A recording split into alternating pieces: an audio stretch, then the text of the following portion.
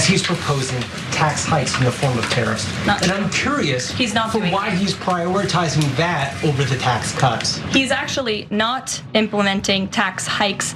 Tariffs are a tax hike on foreign countries that, again, have been ripping us off. Tariffs are a tax cut for the American people. I'm sorry, have you ever paid a tariff? Because I have.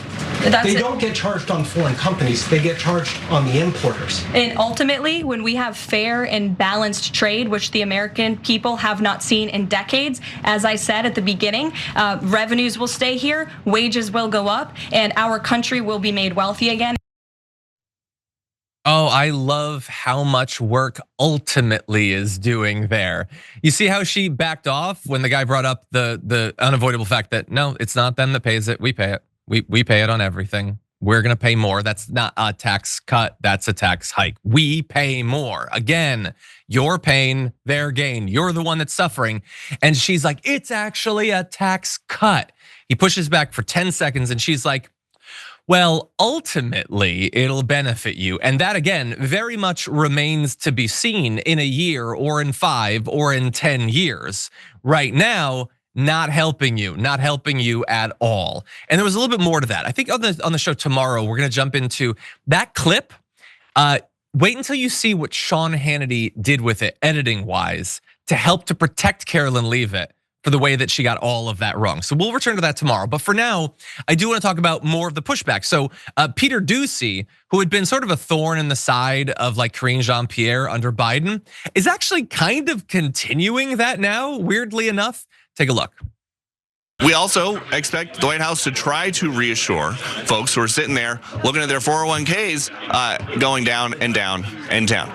This is a White House that came in trying to get federal workers to retire by the hundreds of thousands, but it's tough to make the argument that you should retire if your retirement accounts are getting throttled, which is what is happening right now.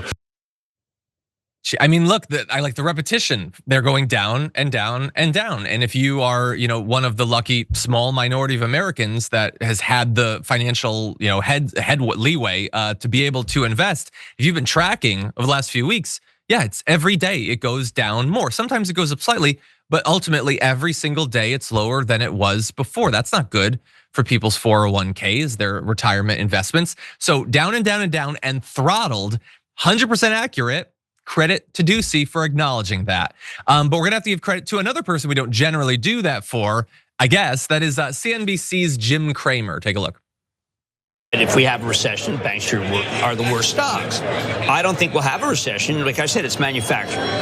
It's manufacturing. Well, that doesn't mean there won't be. I'm not sure I understand. Oh no, manufacturing can easily cause a recession. Absolutely. I don't. I'm not saying that manufacturing means it's not going to happen. Right. I'm saying manufacturing is that you can make it happen. So it is playing with fire. You think? Absolutely. But is it arson? Meaning you can contain the blaze? Is that what you're saying? Meaning that you're doing it. Maybe it's deliberate. Right. And it doesn't make any sense. You don't want people to be laid off because of what you say. People are scared, Carl.